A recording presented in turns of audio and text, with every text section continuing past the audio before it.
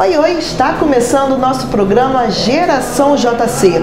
E agora estou com a honra, com a alegria de receber aqui o pastor. Ele é psicólogo, mestre em psicologia, psicopedagogo.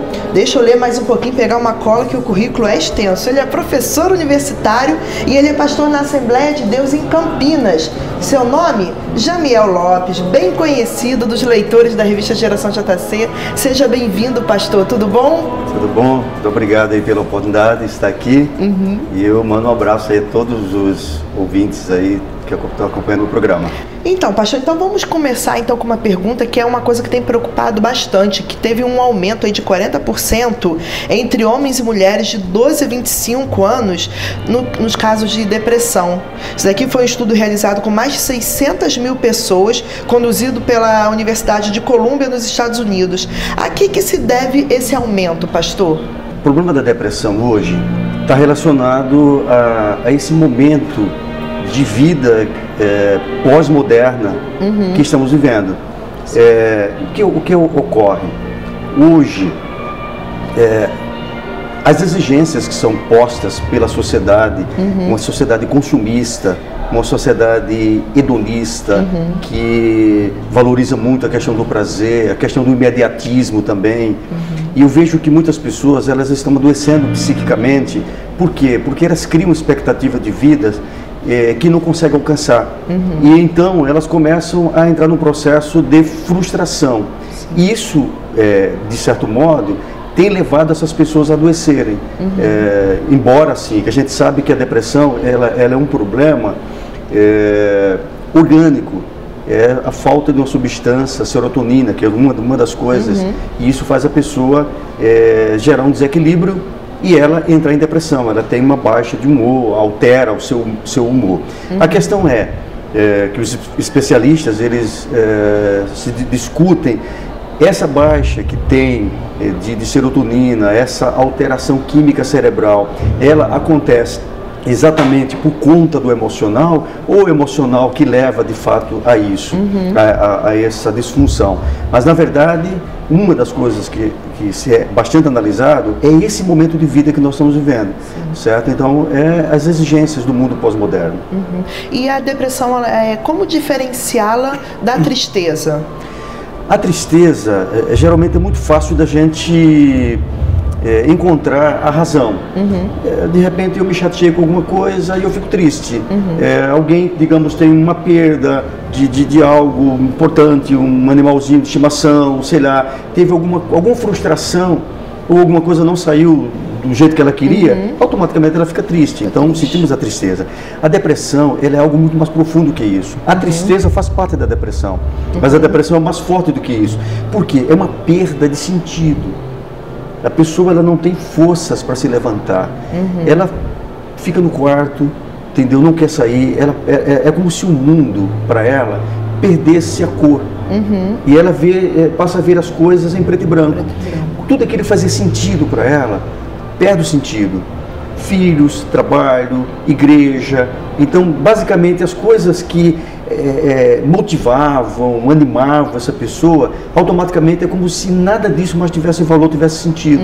Então ela entra num processo que nós colocamos, de repente, como se ela entra num casulo, entendeu? Que é um processo também de esquiva, e automaticamente ela se fecha no mundo dela, e se ela pudesse, ela não se levantava, não saía dali. E tem muita gente que acha que é frescura, né? Tem muita gente que não vê como uma doença realmente. Exatamente. E tem muita gente também que está aborrecido, está triste e já quer falar para todo mundo que está em depressão. Tem depressão. E não está, né? Tem gente que até está curtindo com os amigos, está passeando, está falando que está em depressão e não está. É muito interessante assim, a gente vê a linguagem usada assim, já estou em depressão há 10 anos. Ninguém vive em depressão 10 anos. Você vive em momentos assim, de crises, tal, tem melhoras no quadro, entendeu? E assim, quando você falava, né, que alguém acha que isso realmente não é sério, entendeu? Porque alguém está criando, está inventando, não é verdade. De tal modo que não adianta você chegar para uma pessoa em depressão e você chegar animar essa pessoa, levanta a cabeça, sabe aqueles, eu coloco o seguinte, né, que é aquelas respostas enlatadas que a gente já tem, né, como cristãos, a gente chega, ore mais, leia mais Bíblia, olha isso aí, Deus vai mudar o quadro. Deus vai mudar o seu quadro. Olha, quer ver uma coisa assim, abater uma pessoa em depressão, quer dizer, tudo depende de você, se erga, se levante, aí diz assim, poxa vida, se depender de mim, acabou, entendeu? Porque na verdade a pessoa não consegue. Entendeu? Daí a depressão ela precisa de ajuda, ela vai precisar de tratamento, precisa de acompanhamento. Entendeu? Então nós vamos reconhecer isto. Inclusive no livro Psicologia Pastoral, que eu lancei pela casa, tem um capítulo que eu dedico só falando sobre depressão. Sim. Entendeu? Onde eu explico exatamente isso. Entendeu? Assim, o trato, inclusive para a liderança encaminhar, saber quando realmente chegou no seu limite. Eu preciso orientar a pessoa para levá-la de fato a um especialista. Inclusive no livro eu coloco lá no apêndice do livro um questionário que você pode fazer com a pessoa e a partir desse questionário você dá para perceber pelos resultados das respostas se a pessoa está no processo de depressão ou não. E pastor, com o corre-corre do dia a dia, acabamos nos distanciando um dos outros. A gente perde o contato e tal, o físico, e privilegia o virtual. De que maneira esse comportamento pode levar a um isolamento e quem sabe a uma depressão? Nesse caso eu vejo o seguinte, eu diria que potencializa, entendeu? Uma pessoa que está entrando em depressão, ela está entrando por um processo, aí eu vejo como algo muito perigoso, entendeu? Porque automaticamente ela tenta buscar no mundo virtual as respostas para a sua vida, para os seus problemas, entendeu? E ela pode, inclusive, findar buscando algumas coisas ou contatos com terceiros, pessoas que podem, assim, provocar, aumentar o seu problema, entendeu? Sim. E até envolvimentos físicos mesmo, que já tem casos assim.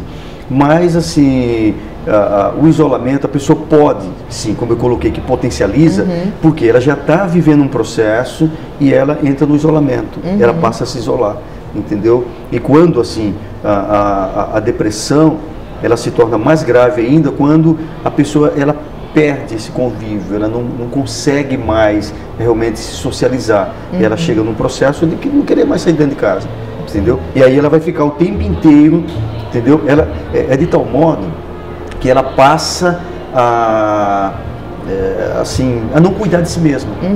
Eu tratei um caso, entendeu? Assim, um caso lamentável, porque eu não tratei a pessoa com problema. Eu tratei, quer dizer, eu fui procurado por um pai com 3 filhos, certo? Inclusive um com acho que 4 ou 5 anos e tinha outro acho que com 8 anos mais ou menos, e o mais velho que tinha acho que 11, 12 anos por aí. E esse pai, ele veio, me procurou, entendeu? Mandado da justiça para que eu fizesse um atendimento aos filhos para fazer um laudo e enviar à justiça porque ele estava querendo a guarda dos filhos.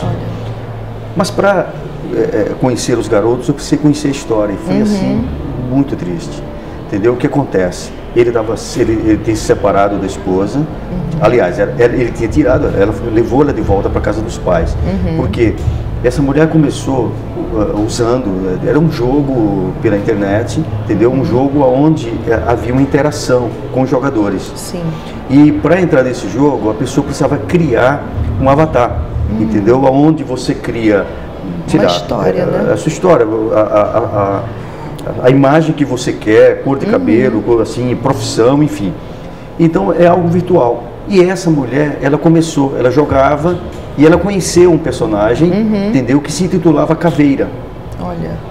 E assim, dia após dia, ela passava a ir dormir mais tarde, e mais tarde, e mais tarde, e mais tarde. E o marido começou a cobrar ela. Um dia ela chegou e disse: olha, preciso lhe confessar uma coisa. Eu estou apaixonado, eu estou por uma pessoa. E ele se assustou. A mulher não sai de dentro de casa, mas apaixonada por quem? Alguém virtual. E ele disse: mas quem é essa pessoa? O Caveira. Então a pessoa não tinha nome, ela não sabia quem era essa pessoa, jogava com ele e ela começou a contar um pouco da história dela, da vida dela para essa pessoa. O marido, tentando salvar a situação, ele conversa, ele entra no jogo com ela e ele tenta interagir com a pessoa, diz: olha, você está prejudicando e tal, tal. E o cara, automaticamente, a pessoa, que não sei se era homem, se era mulher, que estava do outro lado, então começou a dizer que ele era um marido fraco, que não sei o que lá e um monte de coisa. Resultado, chegou um dado momento que essa mulher o pequeno, ele saía para trabalhar, o marido, e ela ficava em casa. E ela sequer fazia comida mais para os meninos, já não cuidava mais da casa.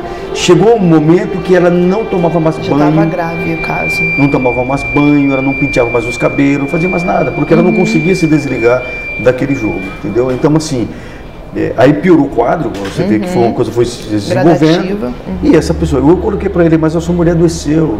Na verdade, o que ela precisava era de um tratamento, entendeu? E não uma separação. Sim. Ele precisava de um tratamento, mas aí foi uma questão dele, eu não estava ali para tratar de fato o caso. Mas assim, uma relação muito forte, entendeu? Hoje com a questão da internet, pessoas com a propensão à depressão, pode piorar muito o quadro a partir desse contato com o mundo virtual.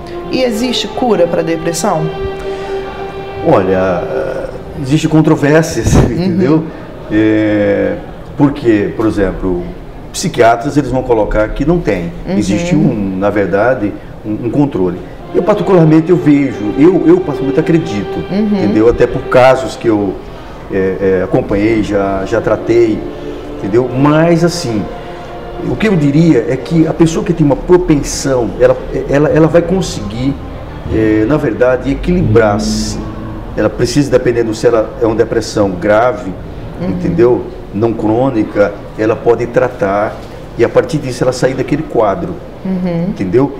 Só que ela vai precisar ser muito vigilante, entendeu? Para que ela não volte desse quadro, ela precisa aprender a lidar com os fatores desencadeantes, entendeu? Porque existem fatores sociais que de certo modo contribuem, entendeu? No relacionamento dela, o ambiente, trabalho, família, casamento, filhos, então tudo isso de certo modo contribui realmente como um fator desencadeante. Se você não trabalhar esses elementos, automaticamente a pessoa volta. E existe tratamento, doutor, para a depressão? Então, existe tratamento sim, entendeu? Assim, quando eu recebo geralmente um paciente, a primeira coisa eu vou analisar a partir de uma anamnese que a gente faz, entendeu? O grau da depressão dessa pessoa, entendeu? E até o tipo de depressão que ela tem também. Eu preciso entender de fato isso. Então o tratamento seria o tratamento psicológico e o tratamento psiquiátrico. Sim. Então, no primeiro momento, assim, às vezes a pessoa vem do psiquiatra e ela já vem medicada. Quando ela vem primeiro para o acompanhamento psicológico, dependendo do grau da depressão, eu a encaminho para o psiquiatra. Porque tem que se fazer um trabalho conjunto. Entendeu? Ela precisa da medicação, principalmente o depressivo precisa muito, né, da substância, do lítio para o tratamento, e a psicoterapia.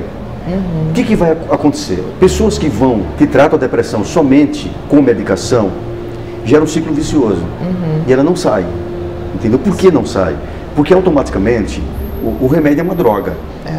Entendeu? Então existe o efeito dessa droga. Então existe alguns hormônios, entendeu, que são responsáveis pelo nosso humor. Ele é responsável, inclusive ele chama do quarteto da felicidade, né? Você está lá, dopamina, você tem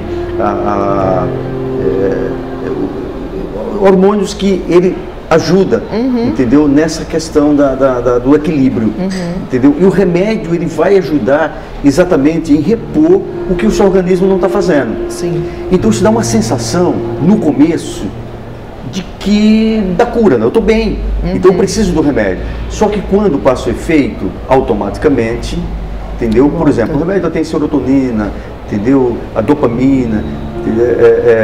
Então você toma os remédios e automaticamente você regula.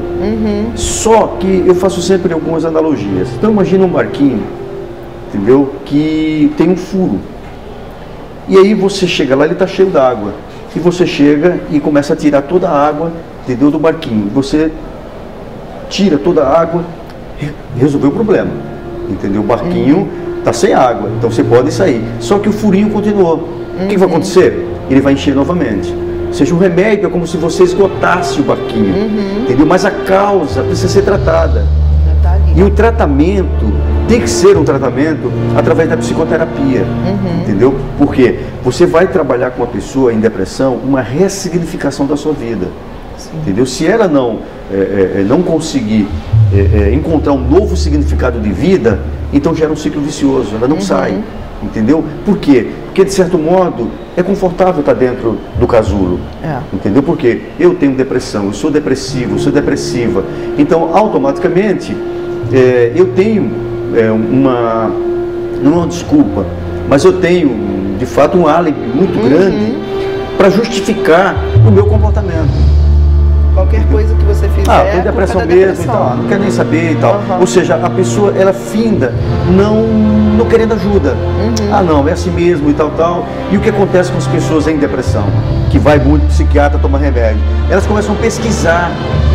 E elas começam a saber um pouco os remédios, os efeitos. E até ensinar o médico, né? Ensina o médico, fica expert em depressão. É difícil, né? Exatamente. Eu tenho pacientes que são assim, eles falam para mim do remédio realmente com uma certeza muito grande. Olha, aí eu falei com o médico, tal, e aí conseguiu, deu esse resultado, não sei o que lá e tal. É o famoso Dr. Google. Exatamente. Tá bom, vamos dar uma paradinha rapidinho para o intervalo. Daqui a pouquinho a gente continua falando sobre esse tema. Não sai daí.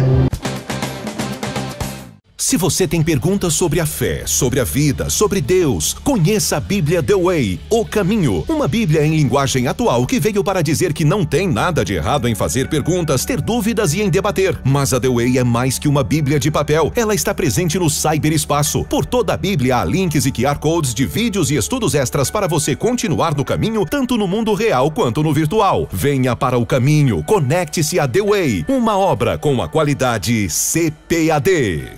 33 graus de decepção. A maçonaria exposta em sua essência. Muitos personagens da história mundial fizeram parte desta sociedade secreta, mas pouco se sabe sobre seus rituais. Se surpreenda com o testemunho de um ex-maçom que ascendeu até o grau 33, o patamar mais elevado da maçonaria. Uma obra necessária aos estudiosos e curiosos do tema. Adquira agora mesmo pelo nosso site cpad.com.br ou pelo 0800 021 7373. 33 graus de decepção. Um produto com a qualidade CPAD. E voltamos aqui diretamente com o pastor Jamiel Lopes. Tem horas que eu chamo de pastor, tem hora que eu chamo de doutor, já tô ficando meio confusa. Mas ele é pastor, ele também é psicólogo, então ele é pastor e ele é doutor, tá bom? Então vamos continuar falando sobre a depressão. Pastor, como é que os pais podem agir diante de um quadro depressivo, ver o filho muito tempo no isolamento, no mundo virtual, já entrando nesse quadro de depressão? Como os pais devem intervir nesse momento? Primeira coisa que eu vejo, assim, os pais devem observar o comportamento dos seus filhos. Qualquer mudança de comportamento, os pais mais atentos vão conseguir perceber. Quais são os sintomas que você percebe? Primeiro é o isolamento. A criança, adolescente também, entendeu? Você começa a perceber que ele tende a se isolar, certo? A não participação das coisas e outra coisa é a tristeza. Você percebe um sentimento de tristeza muito grande, assim, e aí é importante observar essa criança fora do contexto familiar, observá-la também, por exemplo, na escola. Por quê? Que a gente tem que observar, inclusive na questão da raiz do problema, mas quando os pais começam a identificar os sintomas e ver que tem alguma coisa diferente, a tendência é querer perguntar para o filho: o que está acontecendo, o que tal. Ele não vai dizer, entendeu? Ele não vai falar, até porque ele nem sabe falar sobre o assunto.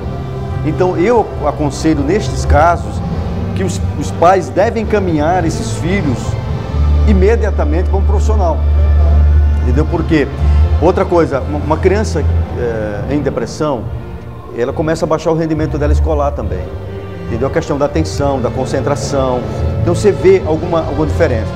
Eu recebi uma vez uma garota no consultório, acho que ela tinha o quê? 11 anos, 12 anos, e de um momento para o outro ela, assim, começou a ter crise de choro, ela, assim, demonstrava uma certa tristeza, só que o quadro dela, quer dizer, aparentemente a depressão, mas tinha algo mais.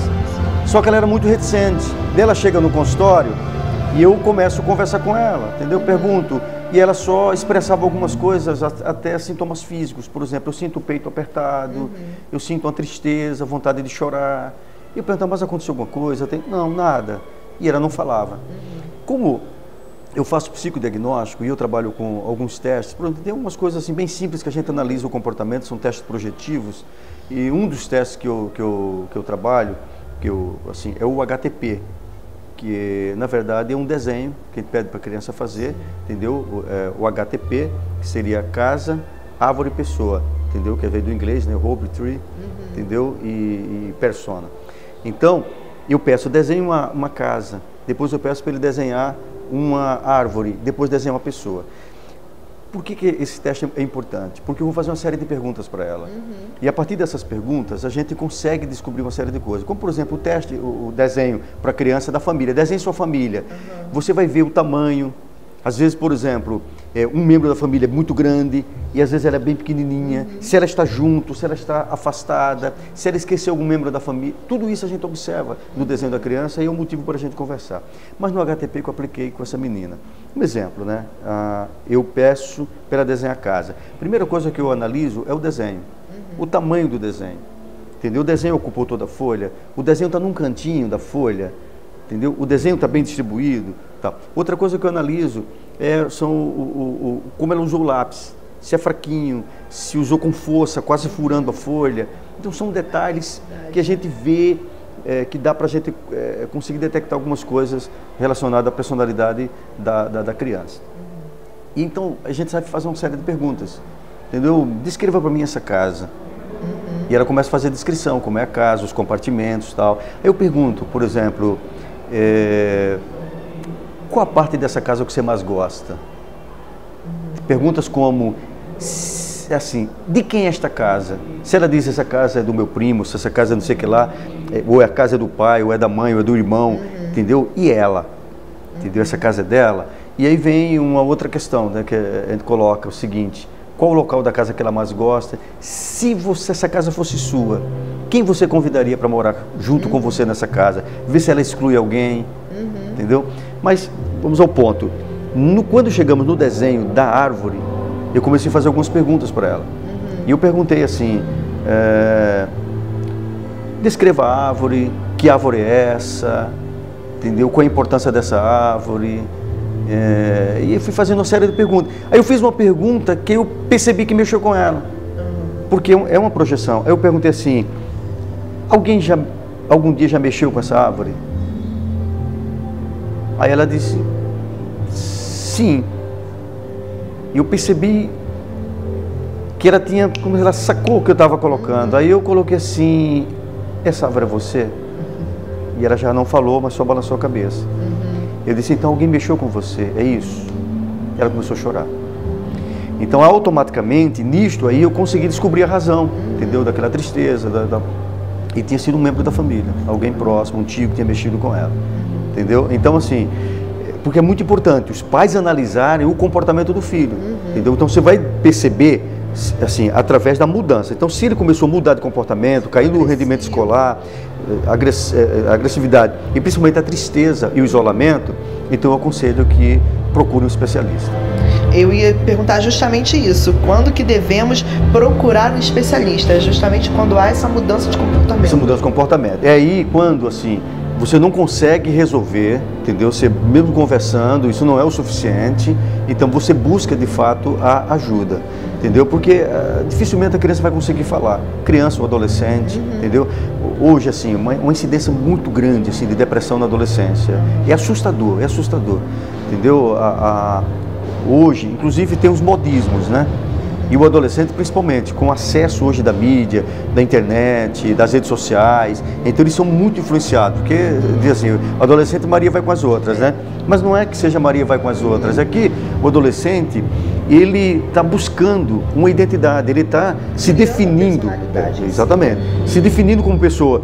Então, ele busca modelos. E qual a referência dele? Vai ser o grupo dele. Mas se ele começa a frequentar grupos, entendeu? Que trata de suicídio, então ele não consegue lidar com as frustrações dele, com os problemas dele, automaticamente isso vai gerar dentro dele a ideia realmente do suicídio, entendeu? Então ele busca, por isso que apareceu aqueles que se cortavam, aí veio aquela leva lá da baleia azul, enfim, entendeu? Mas assim, vem a influência entendeu? Mas ele já tem dentro de si algumas questões não resolvidas que ele precisa, de fato, de ajuda. Então os pais percebendo isso, talvez com o adolescente, porque qual é o problema hoje com o adolescente? Ele se tranca num quarto. E muitas vezes os pais não veem o que está se passando com ele. O fone no ouvido, os pais pensam que está tudo bem. E aí, mas assim, é perceber, os pais precisam dialogar com seus filhos. Porque com o diálogo, por exemplo, os pais precisam saber quem são os amigos dos filhos, ganhar confiança. Porque o problema de alguns pais é que eles, assim, põem os filhos contra a parede, entendeu? Eles querem controlar e o adolescente não quer ser controlado. Então não diálogo não é você pôr ele contra a parede, você tem que fazer do meu jeito. Mas é conversar, é dialogar com ele, entendeu? Ganha a confiança do filho, porque a partir disto que vai acontecer, o pai tem acesso, os pais têm acesso às amizades dos filhos, tem acesso, entendeu? Inclusive o que ele está buscando na internet, quais são os interesses dele, que tem pais que não conhecem seus filhos. Verdade, verdade. Acha que é só alimentar, dar roupa e pagar a escola e tá tudo bem. Então por isso que alguns pais nem percebem, e às vezes é uma surpresa muito grande, porque nem percebem mudança no comportamento, porque esses pais já não têm contato com seus filhos, entendeu? Então o que eu vejo é que os pais precisam resgatar isso, que é o diálogo, é a conversa com seus filhos. Assim, uma discrepância muito grande, entendeu? Que eu vejo um choque cultural muito violento. Eu costumo dizer o seguinte: por exemplo, minha geração é uma geração analógica e nós estamos diante de uma geração digital. Então eu não posso cobrar determinadas coisas, entendeu? Porque eu aprendi desse jeito, o certo é esse. Eu coloco o seguinte: eu comecei a pesquisar sobre adolescente já há alguns anos. O primeiro livro que eu publiquei foi em 94, Seu Filho Adolescente e Você. Mas eu aprendi alguma coisa de adolescente quando os meus filhos se tornaram adolescentes. Foi quando eu descobri que eu não sabia de nada sobre adolescente. Entendeu? Eu lia muito, era um pesquisador da área, entendeu? Mas para você entender o comportamento dos filhos, é você chegar junto deles e realmente ter um diálogo aberto com seus filhos. Então você percebe, entendeu? Eu conseguia ver mais ou menos se um filho estava triste, se não estava... Porque automaticamente eu percebia a mudança de comportamento dele. Então assim, para encaminhar, por exemplo, outra coisa que é importante também, são os pais lerem alguma coisa sobre depressão. Entendeu? Assim, para que eu possa entender e eu possa até analisar essa diferença no comportamento dos meus filhos, eu preciso ter um certo conhecimento. Então eu percebi que tem alguma coisa estranha, coisa diferente, eu tento conversar com ele, não consigo, então que tal marcar um especialista? E doutor, e uma pessoa depressiva, o que pode acabar acontecendo com uma pessoa em depressão se não tiver tratamento, se não tiver cuidados? Olha, um dos grandes riscos é o suicídio, entendeu? Assim, principalmente as pessoas que são bipolares, entendeu? Porque o bipolar, ele tem duas fases. Ele tem a fase da depressão, que ele não tem coragem nem de se levantar da cama, e ele tem a fase da mania.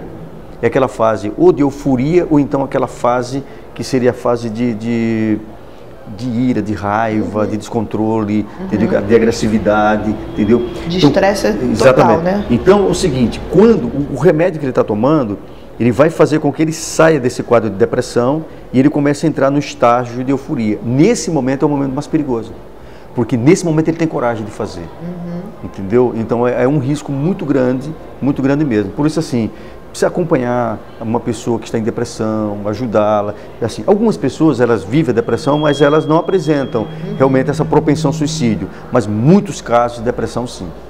Então, isso é um risco muito grande. Bom, quero agradecer aqui ao pastor Jamiel e quero falar que no próximo programa com o pastor Jamiel nós iremos falar sobre suicídio. Então, se você quer saber um pouquinho mais sobre esse tema, em breve, daqui a alguns dias, a gente vai falar sobre isso também aqui com o pastor Jamiel. Quero lhe agradecer, pastor, muito obrigado por sua presença, muito obrigado pela honra da entrevista. Quero também pedir que o Senhor continue abençoando a sua vida, continue te inspirando e continue escrevendo para a revista Geração JC também. Continue nos visitando no programa Geração JC. O senhor é sempre muito bem-vindo aqui. Obrigado, e eu quero deixar um abraço a todos vocês e comprem um livro Psicologia Pastoral, publicado pela CPAD, que aí nós temos ali um capítulo específico que eu falo só sobre depressão, suicídio, e tem muitos outros temas que nós abordamos nesse material. Que bênção, que bênção. E com você já sabe, né? A gente tem um encontro aqui marcadinho. Pode nos procurar aqui na TV CPAD, que sempre tem um programa Geração JC especial para você, juventude cristã. Fique na paz, até o próximo. Tchau!